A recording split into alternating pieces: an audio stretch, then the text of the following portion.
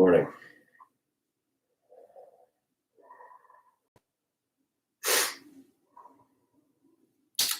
It's been a few days since I've been here. Been on a personal journey of discovery past few days. Getting some things together in my home and processing my whole experience up until this point. And giving myself the opportunity to be human, which I don't think that I do very often. I don't know that a lot of us do that very often. Give ourselves the opportunity, the space to be human, to be an emotional human.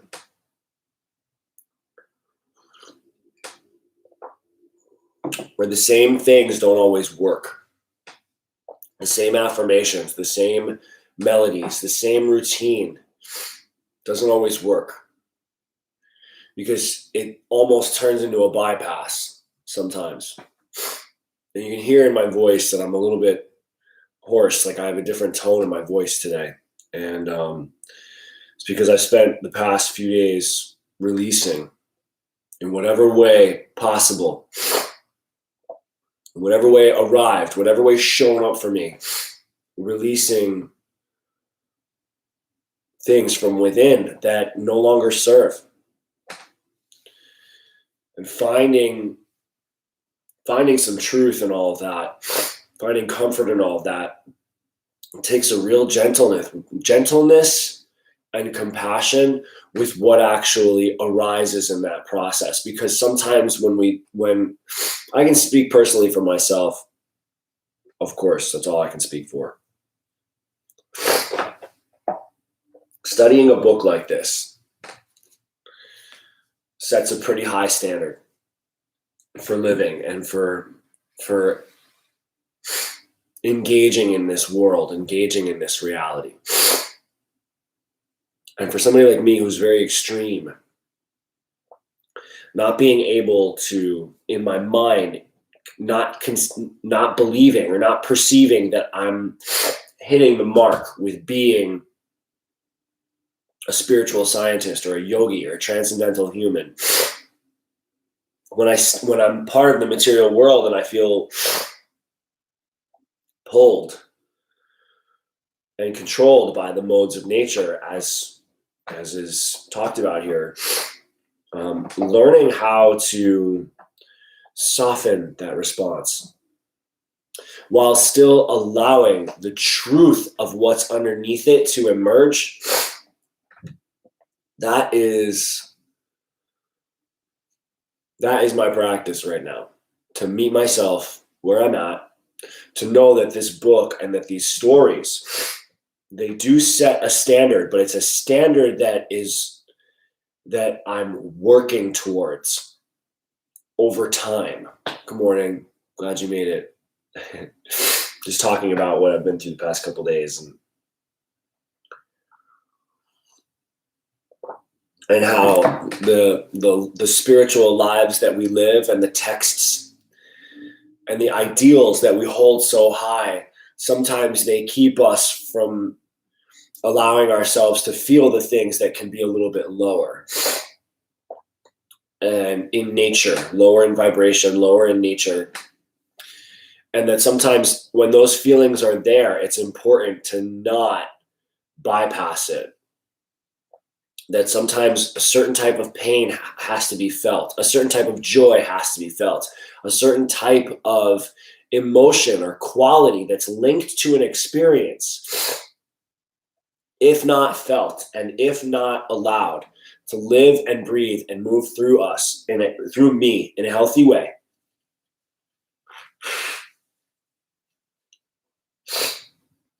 expressed, and then released, it will stay with me. It will stay with me and it will get stuck inside of my experience, and it'll start to be something that I will use to make decisions.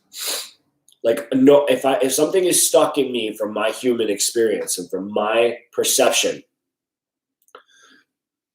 then what I'm going to, and it's negative, then what I'm going to do is, if it's not dealt with, I'm going to start making ways to avoid dealing with it in my life.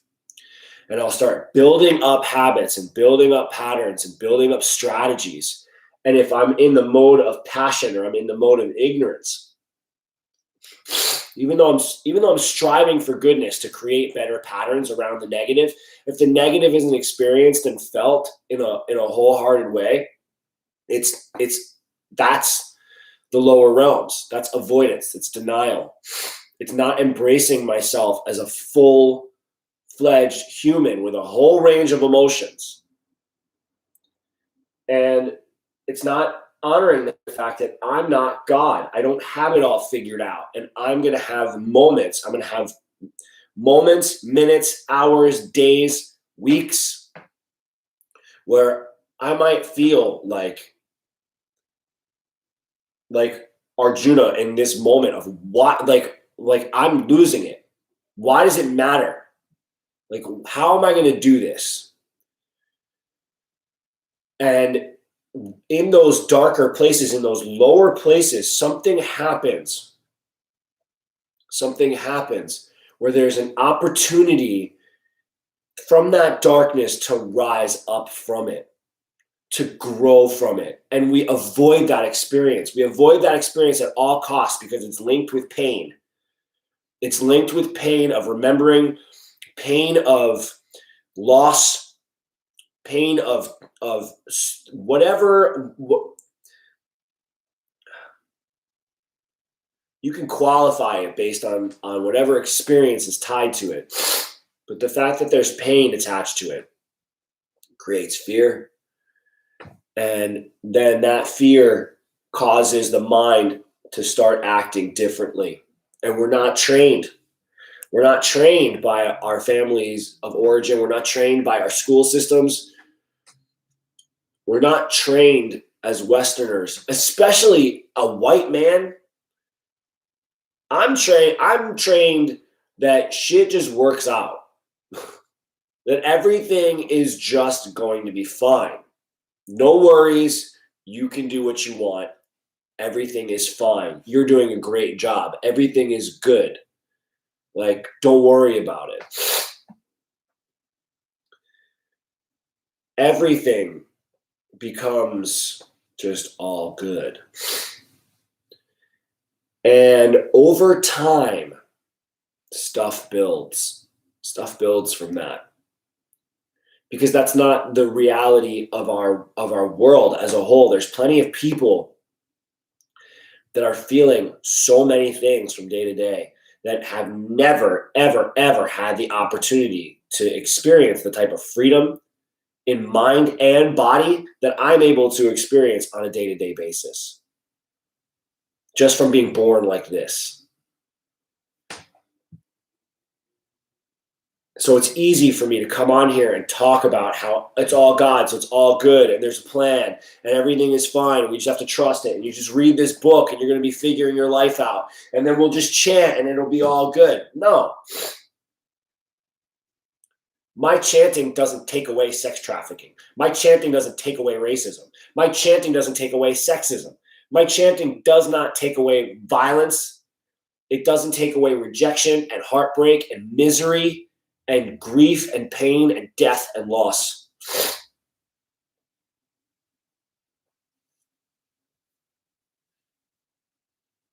And if anything, one of the greatest services that I can do to the divine and to this race and to the super soul, to that witness, to the divine witness, is to be authentic and to be honest. To be honest with myself about what is truly coming up emotionally and then feel it. It's hard. It's so hard because just like any bad experience, or just like anything that's in the negative or in the darker, lower realms, when you get into it, it feels like it's consuming. It feels like it's going to last forever. And it's almost like the outpouring, it reveals like, wow, so much is in there. So much pain and so much suffering is in there. And not all of it is mine. Not all of it is from my karma. It's that in the material world, I have witnessed and I've seen suffering, and I have not fully been able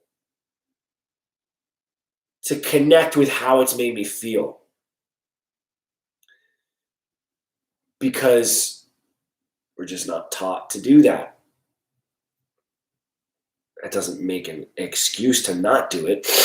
If anything, I'm grateful for this work, and I'm grateful for spirituality. I'm grateful for mindfulness. I'm grateful to all of my teachers, not just because they've given me knowledge and made me a better person and given me all these tools and made it like so that I'm able to understand the stuff, but that I'm able to have the strength to embody both sides of it, the light and the dark. For the courage and for the I don't even know if it's knowledge. I don't know. It's support. It really is support. And having safe people, having safe friends in my life.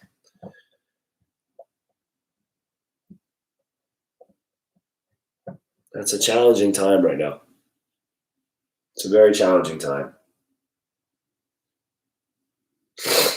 And I would love to be positive and uplifting all the time.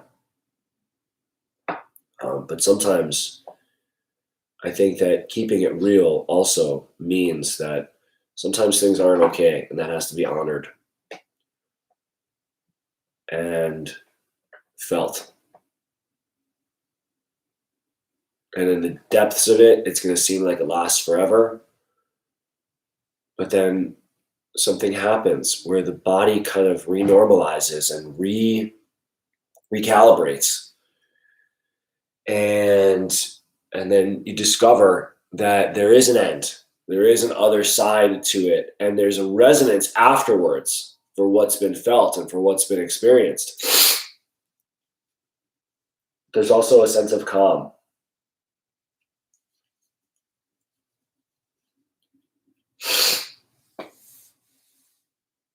Because you get through it. It's like the saying, calm seas make poor sailors. It's nice to always sail on beautiful days, especially if you can sail. I mean, if you can sail, awesome. Hit me up because I want lessons on how to sail. I want to learn how to sail, and that's one of my intentions for life. But calm seas make poor sailors, because then you don't know how to really handle yourself. You don't really know how to control and manage the boat and manage the crew under pressure. And nature is not always kind. So, yeah, I don't know. I don't know if what I'm saying makes any sense. I'm kind of rambling, very emotional.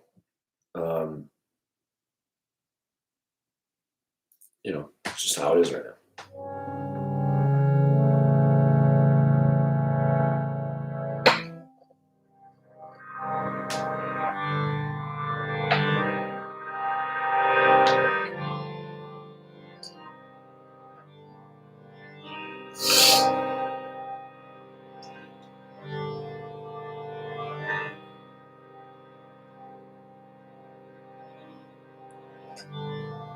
All right, so before we get into the text, we're going to chant a little bit.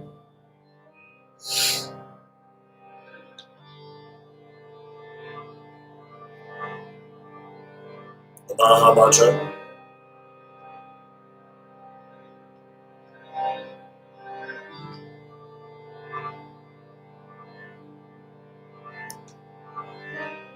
So close your eyes for a moment. Allow yourself to connect with the sound.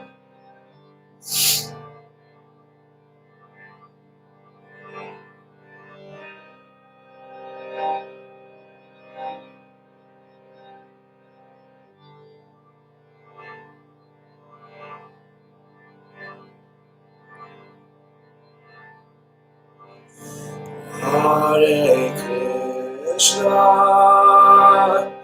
Hare Krishna,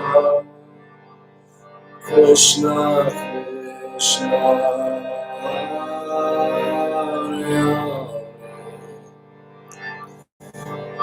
Hare Rama,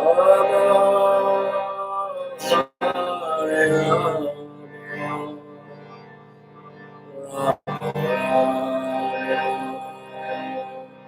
Hare Hare, Hare Krishna, Hare Krishna, Krishna Krishna,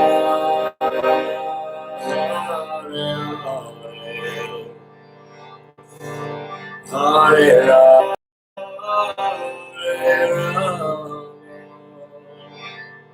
Hare Rama, Hare Hare, Hare Krishna, Hare Krishna, Krishna Krishna, Hare Hare, Hare Rama, Hare Rama, Rama Rama,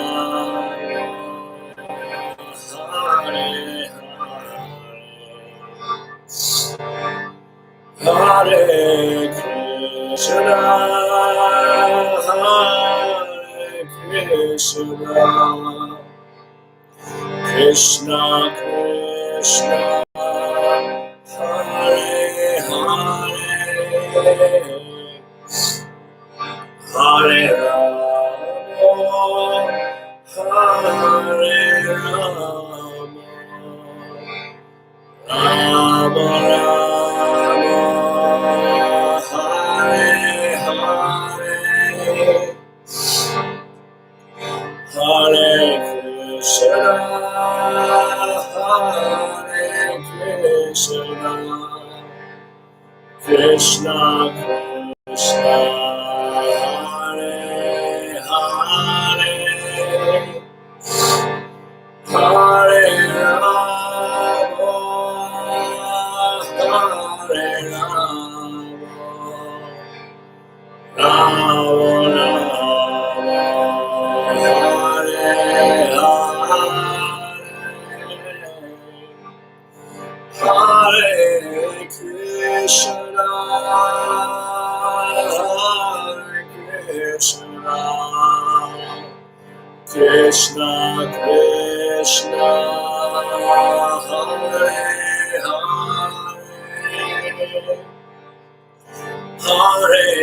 Rama,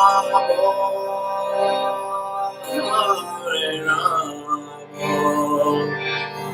Rama Rama, Hare Hare, Hare Krishna, Hare Krishna, Krishna Krishna, Hare Hare, Hare Rama, Hare Rama, Rama Rama, Hare Hare, Hare Krishna, Krishna Krishna, Hare Hare, Hare Rama, Hare Hare, Hare Krishna, Krishna Krishna, Hare Hare, Hare Rama, Rama Hare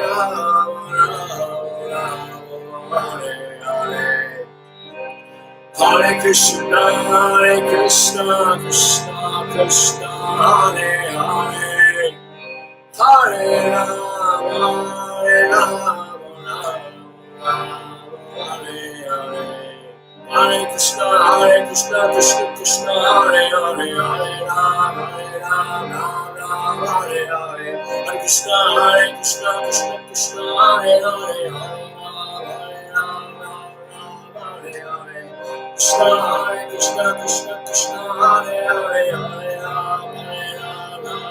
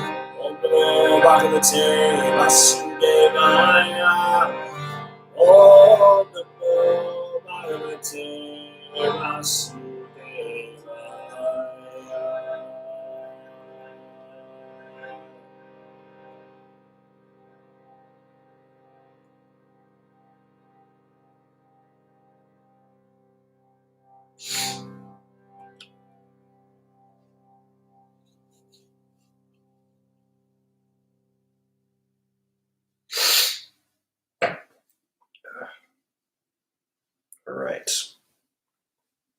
Thanks, God. Appreciate you.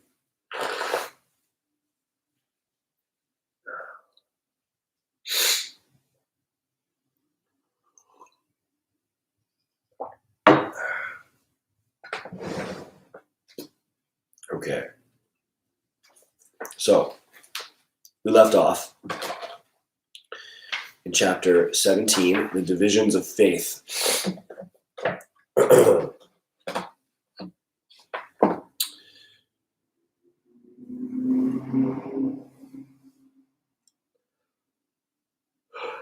And we are,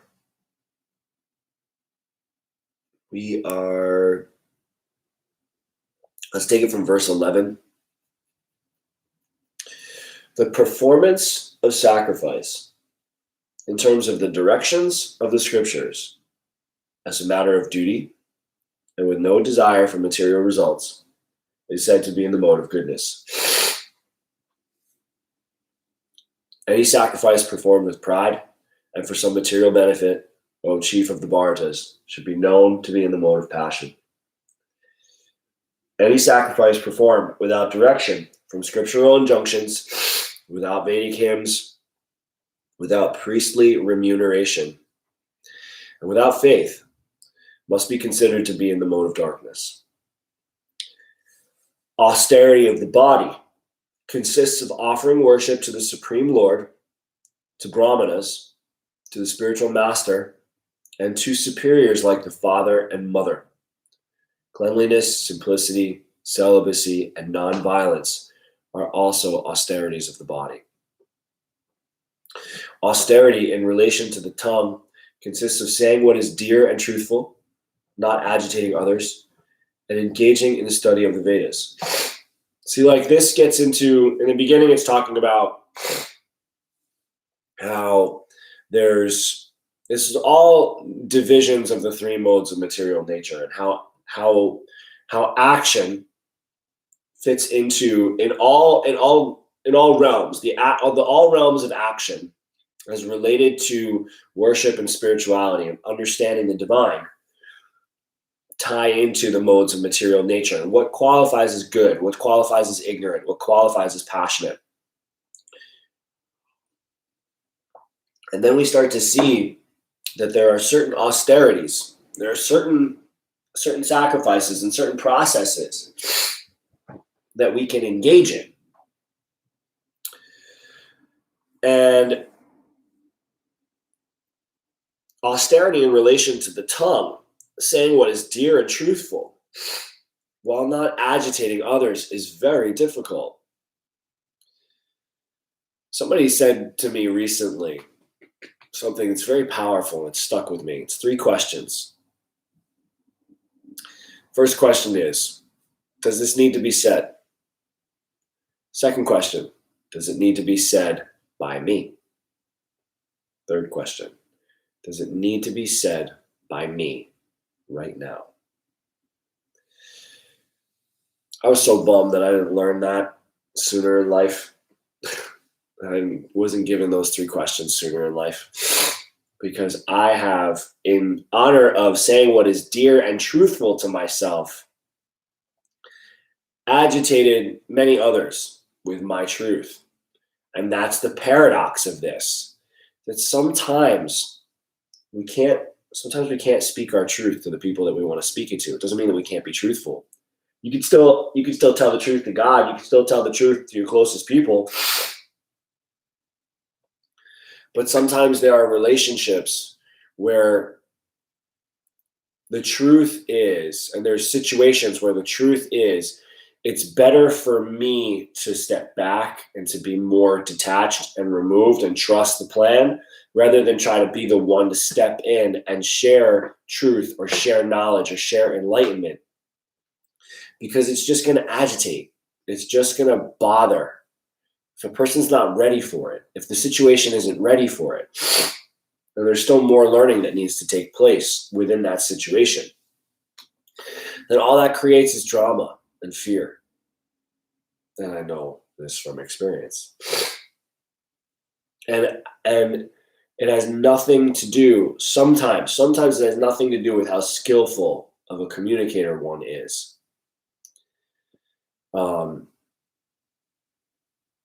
What was it saying? You could be the ripest, most delicious, most beautiful peach in the whole peach orchard.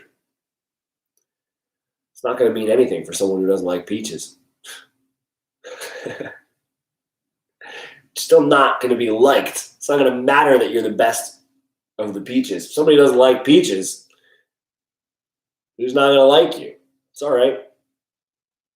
You know, and anything that you do, any kind of truth that you try to share with that person, with that situation, it's not going to be received in the way that you would ideally want it to. And that's okay. That's okay. Some people eat peaches, some people don't. Some people tell the truth, some people don't. You know, it's all right. But we do our best in terms of austerity to offering worship. You could also say offering thanks. Like offering thanks to the Lord, offering thanks to the priests and to the Brahmins, offering thanks to, to my mom and my dad. And then offering thanks to myself by keeping myself clean, by living simply. Like keeping, I don't know if celibacy is always the answer. I think that celibacy and sexuality, I think sexuality is really important. And having a healthy sexuality is a pathway out of many pitfalls of darkness. And it can also turn into a bypass. It can turn into a crutch. And so doing tapas and doing some refinement and some calibration around sexuality means not necessarily celibacy, but to abstain from certain things.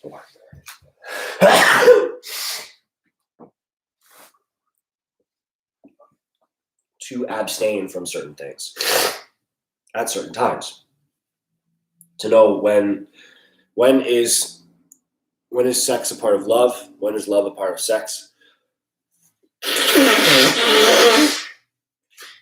And is the sex release, the release that I'm actually seeking, is that the channel that is actually what is going to be most beneficial in the situation where it arises? Sometimes no.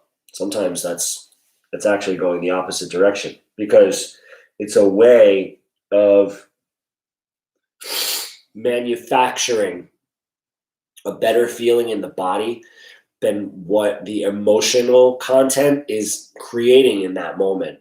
So in order to escape the emotional content that's there within and soothe it, we do things like drink, smoke, eat too much, have too much sex, escape,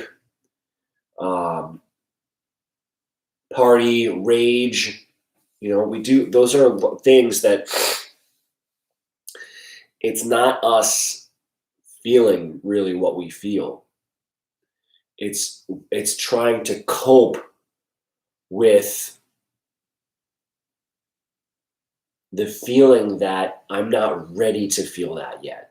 I'm not ready to be with that yet. I need more time. I need to put something in between myself and this. I need to distract myself from myself. Otherwise, if I feel it, then I'll be sad or I'll be in pain. And I don't want to be in pain. I don't want to be sad. And so then that's the cycle back and forth, not being willing to feel and embody our own pain and hold that. Creates all kinds of habits. And we don't need them. We don't need that stuff. Moving on. And this is tough. These are tough practices, by the way. Verse 16. Austerity in relation to the mind consists of satisfaction, simplicity, gravity, purity, and control. The penance a man performs without expectation of a material benefit, and only for the sake of the supreme, is called penance and goodness. See, here we go. We're going through the modes of material nature. And this also implies, yes, you have to do penance. Yes, you're going to slip. You're going to slip. But if you slip, like here, verse 18, penance performed out of pride and to gain respect, honor, and worship is in the mode of passion. It is neither stable nor permanent. Penance performed out of foolishness, with self-torture, or through frustration of others is said to be in the mode of darkness. So there are some of these guys, these Nagas, and they do these things, like they stand on one leg for like 15 years. They hold their arm up in the sky for like 7 years. They just walk around. And this is how they live. And to them, this is penance. This is training. This is training themselves. Standing on one leg or holding one arm up in the air. That's training themselves to detach from the material world. But there's pride in their eyes. You can see it. You talk to them, and you watch their interviews. Like I've never talked to a Naga. I've never talked to a Naga that holds his arm up in the air. I don't know what I'm talking about. I'm lying. But I've seen interviews with them. And when they talk in their interviews, you look at their eyes, you can see that their eyes and their subtle smile imply that they believe they have a greatness. They believe that they are accomplishing something, that they are getting something. And that is, it's either passion or ignorance. It's not goodness. Because they're hoping to get something out of it. And they're not really sure, you deal with a lot. I can't say, I would imagine that if I was to hold my arm up in the sky for 12 years, I'm going to deal with a lot. I'm going to come up against, yes, I want to give up. Yes, I want to lower my arm. Yes, I want to use this. Yes, I want to sleep normally. But it's different than being in a relationship. It's different than being, and I don't mean just like romantic relationship, but being an actual functioning relationship with society and with humanity.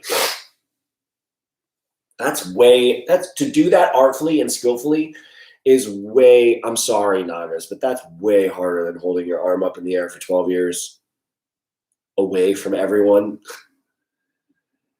Like, cool that you can do that, but what purpose, what function does it serve to anybody else besides yourself? It doesn't do anything for anyone. It doesn't provide value. It's just people walk up and go, oh, wow, he must be so spiritually strong. Look, and wow, he can just hold his arm up there like that. He's amazing. God, he's so in it. Lost.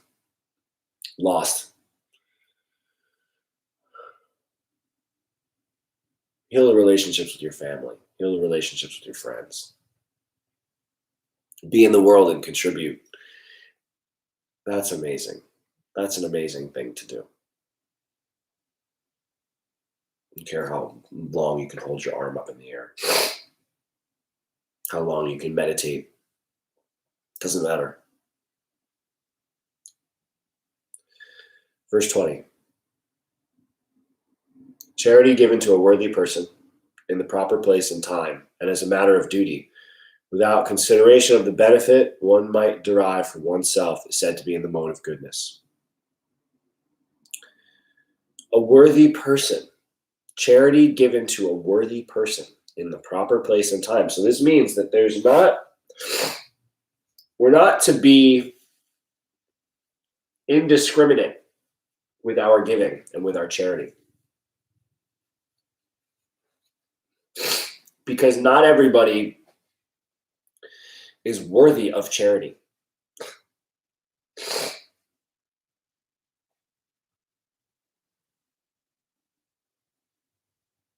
And even though a person might be worthy of charity, if we're only doing the charity to get the praise and to get something for ourselves, like, oh, I did this, so now I get. Nope, back to study.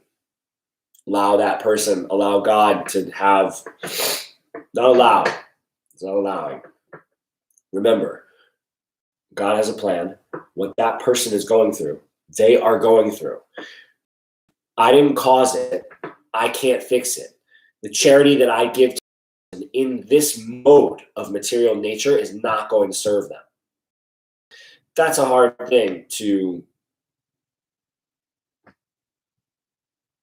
reconcile, because we want to help people. We want to be there for people. Don't want to see people struggling. But then there are some people that you can tell, you look at them and you go, and this is assumption. This is a great, great assumption. Just like what I was saying about seeing the faces of the Nagas, where it just seems like just in their faces, there's something inauthentic. For some people, when they're standing and they're asking you for something, and they're asking you to give parts of yourself, your money or your time or your consideration or your sympathy to them,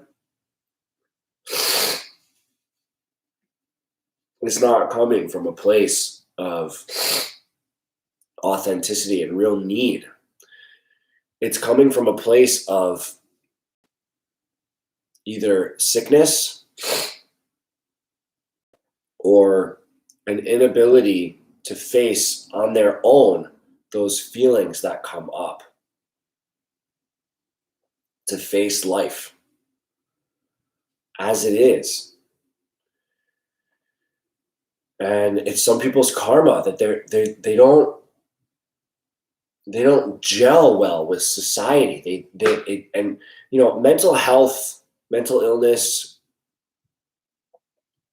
these are things that really we don't take enough consideration to in our society. We tend to give the most attention to the healthiest. We tend to give the most attention to the people that make us look good as a society. We don't give a lot of attention to the people who bring up our discomfort and who trigger and mirror to us our flaws. The sick, the weak, the marginalized, the outcast, and the downtrodden. They reveal so much about our imperfections as a society and as a species. The fact that we allow it. And that we haven't created a system. We've created many systems of roads. We've created systems of economy, systems of, commerce and industry. And yet we still don't really take care of ourselves. We don't take care of our brothers and sisters as though they're us. Why? I don't understand. Because in that sense, every person would be worthy. But if they themselves don't know that they are worthy, then that's different. Maybe. I don't know, this is a deep topic, this verse 20. But it's not even about, because verse 21 and 22, charity performed with the expectation of some return, with a desire for fruitive results or a grudging mood, is said to be charity in the mode of passion. Charity given in an unpurified place at an unpurified time to unsuitable persons without proper attention, without respect, is said to be in the mode of darkness.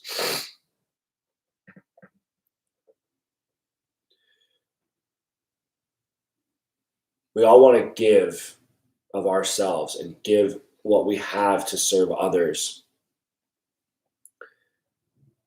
and to create a better space for all of us to live. But sometimes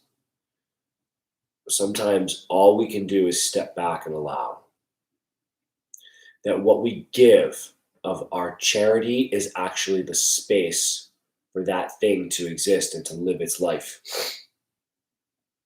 to run its course, to pray for healing. Because if I go out and start waving a flag and waging a war on something, it's very easy to slip down into passion and ignorance. When fighting for a cause, and I think that also relates back to this fight, this battle, because there are many things that I see in this society, in this global society, that I do not agree with and I do not understand. And I oftentimes hold myself back from really speaking about it because I don't have a plan for its renewal and for its revival and for its rectification. So I don't have a plan to solve homelessness. I don't have a plan to solve racism. I don't have a plan for any of that stuff. And yet, I don't think that any of it needs to exist anymore in the way that it does now. It's that there's systemic injustice taking place. The reason why it's still taking place is because the system has not been adjusted to alleviate and rectify the injustice.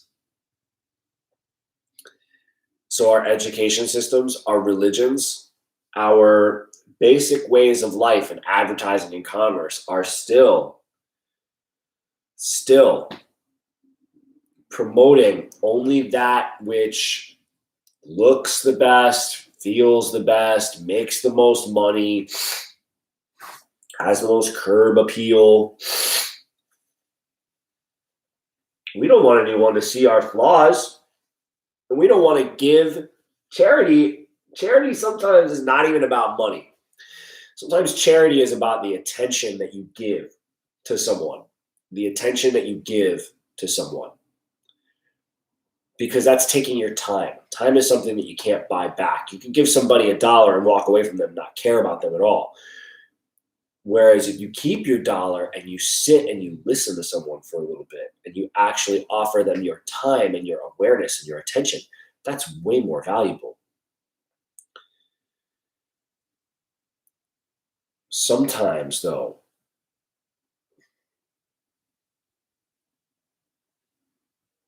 we have to look at the systems that are in place and how we are teaching, how we teach charity, how we teach kindness, how we teach mercy, and how we teach feeling the things that we feel. So that we can give properly, not just give money and then turn around and walk away and not care. And then congratulate ourselves for thinking, oh, I donated $50 to a worthy cause, or I donated $100 to a worthy cause. How do you know? How do you know How do you know the COVID-19 fund that you're donating to, that money is actually going somewhere valuable? How do you know it's making masks? How do you know that it's helping buy respirators? Wouldn't it be better? Wouldn't it be better to keep that money? And instead of clicking some button and sending it to some fund and then turning around and walking away, how about use that money to clean up your street? Use that money to take care of the things in your life that are failing to keep you afloat, that are bringing up these blocks. And allow the world to be the world, and give the charity of your time and your attention and your consideration and your love and your prayer and your compassion for those that are suffering. It's more valuable than money. And there are a lot of people that are going to give their money, and the money does go to a lot of great places. I'm not saying that everything is corrupt and that everything is backwards. You know, all the donations and all that stuff that's come in recently around all of this crisis and this pandemic, a lot of it is doing good. A lot of it is doing good. But there are also a lot of people right now that are profiting from our pain. Just think about that for a little bit.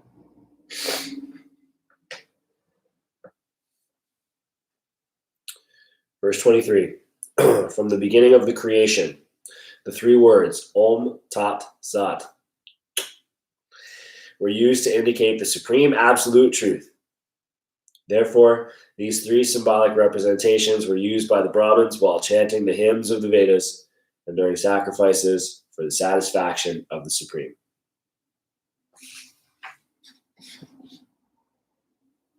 Thus, the transcendentalists undertake sacrifices, charities, and penances, always beginning with Om, the supreme sound, to attain the Supreme. One should perform sacrifice, penance, and charity with the word Tat. The purpose of such transcendental activities is to get free from material entanglement. The absolute truth. The objective of devotional sacrifice is indicated by the word Sat.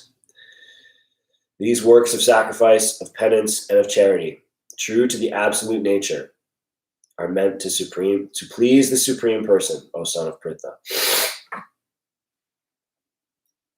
So you begin with Om to attain the Supreme. We should start doing this. Good. And then free from material, Tat to free ourselves from material entanglement, and then Sat for the absolute truth. I like that. Thus end the Bhaktivedanta purports, the 17th chapter of the Srimad Bhagavad Gita. Chapter 18, here we are. Here we are. We'll close with it today. That's what we'll do. Because I think we're gonna get through this chapter. And then that's gonna be it. Wow. I don't know if we'll get through this, but we'll try. The perfection of renunciation. Arjuna said, O mighty armed one, I wish to understand the purpose of renunciation and of the renounced order of life. O killer of the Keshi demon, master of the senses. Supreme Personality of Godhead said, to give up the results of all activities is called renunciation by the wise. And that state is called the renounced order of life by great learned men. Now, this does not mean that all activities are given up. It means the results of activities are just given up. So I cannot control sometimes I can't control the outcome of what's going to happen when I speak my truth, but I know that I need to speak my truth. So I have to give up the outcome. I have to give up, because once it leaves me, I can only know what comes up for me and only know my own mind and my own heart. Once that leaves me, once that goes out and I've shared that, it's in God's hands. How that gets interpreted, how it gets put forth, or how it's pinged back to me. And sometimes what I'm seeing initially is not truly what it is. It's just the first level. Like in that first level, there can kind of be, agitation. And then it sort of simmers down and it settles with someone, more understanding. And then more experience comes through. And then at some point, there's an understanding of, oh, I get what he was saying. I get that he was sharing this with me. I didn't have enough experience at that point to know that, because it seemed bad, but he was actually trying to look out for me. He was telling me the truth and he was trying to look out for me. Some people, some situations, they're not going to be ready for that. And it's going to make it hard to speak your truth if you can't detach from the outcome of it. To have it in mind that I'm not saying this to hurt anyone. I'm not doing this to hurt anyone. I'm doing it because, and I'm not doing it to get anything from it. I'm doing it because this is my truth to give, and I must give it freely and courageously. Verse 3. There are learned people who say that all kinds of fruitive activities should be given up, whereas other sages say that sacrifice, charity, and penance should never be given up. O best of the Bharatas, hear from me now about renunciation. There are 3 kinds of renunciation declared in the scriptures. Sacrifice, charity, and penance are never to be given up. They must be performed by all intelligent people. They are purifying even for the great souls. So we have to perform sacrifice. We have to give of what we have, right? So we have to do things that we don't want to do. We have to give of what we have to others. And we have to be forgiving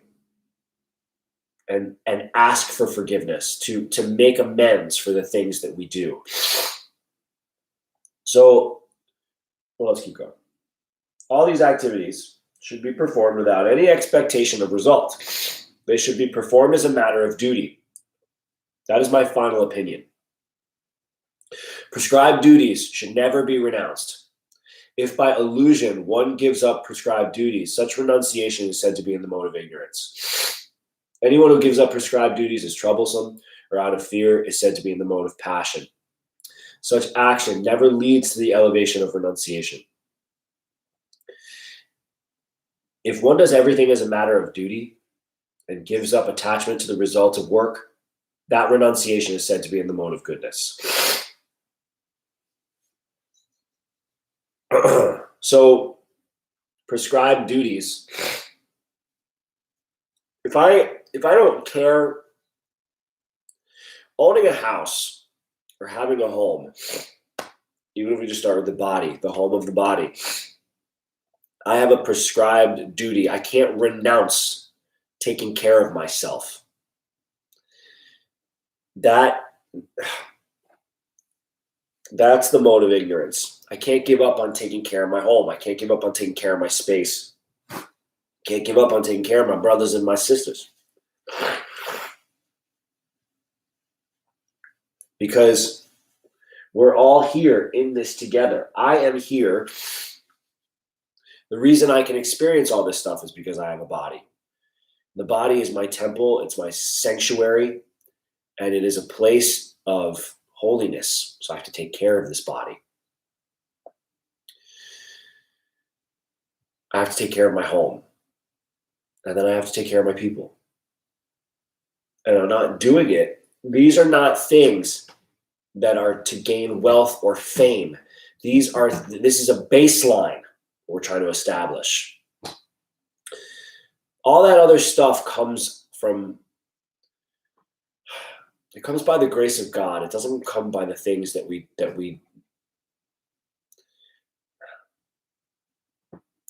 certain people just have they just have that thing. They have a way with the world that a certain presence, and it's an attractive quality to people in general. And it's not coming from effort. It's not coming from performance. It's coming from an authentic place. Whereas others sometimes, and I can be like this, sometimes are very performative and very, very much trying to create ideal circumstances and create things that would gain recognition.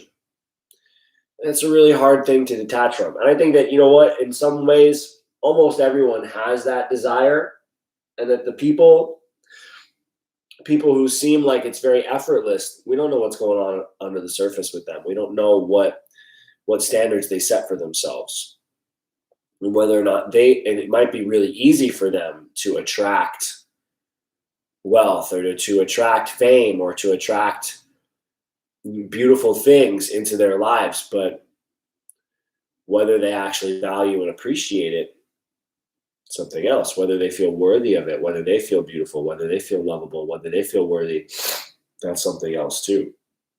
Not always guaranteed. I mean, look at how many famous people end up hating their lives. Look at how many rich people end up feeling so sad and miserable, and how many poor, lonely, sad people are so kind, so generous, so open, and so giving. They're not famous, but they're awesome. I don't think that this is always about fame or recognition, but it kind of relates to status. When we're talking about renunciation and renouncing certain things, I think status has to be addressed. Because if you think that you're too good to perform your prescribed duties, if you think that it doesn't apply to you, then you're putting yourself in a different level. You're putting yourself in a different status than others. Remember, baseline.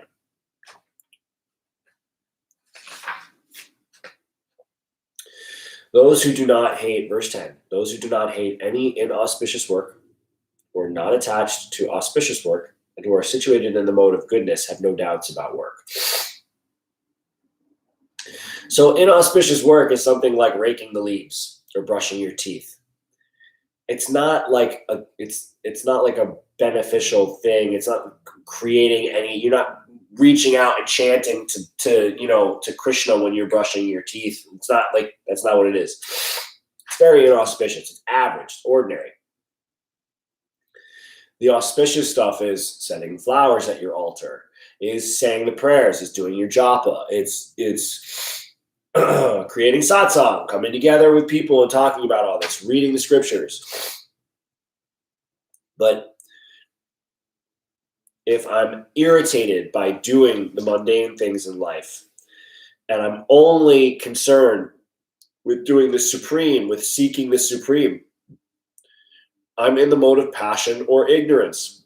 That's not goodness. There has to be a balance of the higher and the lower natures. And giving myself a break from always seeking the transcendent and going down into the mundane helps me find the transcendent in the mundane. Helps me find the beauty, the magic in the muck. And it rises me back up. Go down there, I dig, I clean up some leaves, I'm pulling the plastic out of my backyard and feeling like, and then it's like, wait a second. You're cleaning your space. You're making room for beauty.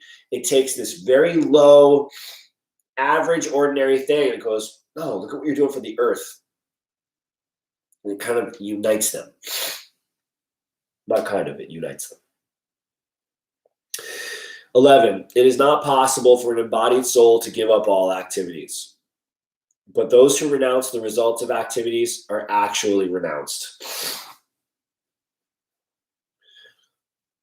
Those who do not give up the fruits of their work achieve three kinds of results after death: auspicious, inauspicious, and mixed. But those who are in the renounced order of life have no such results to suffer or enjoy. So if you keep the fruits of your labor, then you're going to get a mix of different responses. But if you give it up, you're only going to get one response. It's like Krishna's trying to do everything that he can to point you in the direction of that which is best for you. And closing this, so we're not going to get to the end of this chapter today. I think we'll have one more session before we finish up Srimad Bhagavad Gita. I think that as all this, what's being learned here is that we have work to do as people. We have work to do as spiritual beings and as human beings. And what we do in our spiritual life should relate back to our human life. And what we do in our human life should relate back to our spiritual life. We can never just be in spiritual life. We can never just be in human life. There has to be a balance and an interplay, an oscillation between both. And detaching from and renouncing the outcomes is essential. So if I clean up my backyard and I rake my leaves and I get it all together and I get everything set and it looks all beautiful and I sit back and I go, wow, I'm awesome. I can't wait to I promote myself over that. Then that's pride and it's ignorance. But if I just move on and I go, okay, now this is clean, that work is done, great. Now this is a space that has been made beautiful, and that beauty, that cleanliness is the reward. It's not my pride in it. It's the cleanliness is its own reward. The organization is the reward. That's the outcome. The outcome is that that's done and the earth has been cared for. Not that I'm great because I did that, or I'm disciplined because I did that, or I'm a good homeowner because I did that. No, I'm only there acting as the medium, as the channel. The body is given to me to do the work and then detach from it and move on. And there's always work that's going to need to be done. There's always work that needs to be done. So just do our best to do the work and to feel what we feel, to embrace those feelings from the bottom to the top, from the best to the worst. Sit with it, feel it, allow, and then watch what happens. Right? And if you're experiencing challenge, if you're experiencing doubt or sadness or disbelief, I try to make myself available to people if they need, because I know how that feels. And I also, I think that, benefiting from having, the support of a professional, a person that you can talk to, that you can trust, that really knows and is trained in how to listen, that you can have, it's spiritual master is one person, but then having a therapist or having a relationship with that, I value that. I think that's really important. My spiritual yoga teachers, they kind of help me with the spiritual realms, and then my therapist helps me with the human realms. It helps me to kind of merge those two in my mind in the times where I don't really know, I'm trying to talk to God, but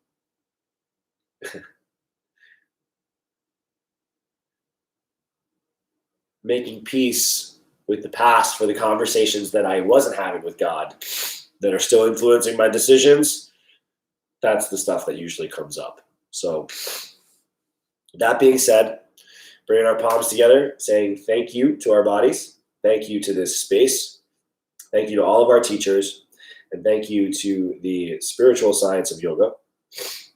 We say together, Om Tat Sat. I love that. I'll have to create a little melody for that. Thumb knuckles to forehead, bowing to ourselves and to each other. Thanks for sharing your practice with me today. Thank you for letting me serve you. Aho. Namaste. Word up. See you soon.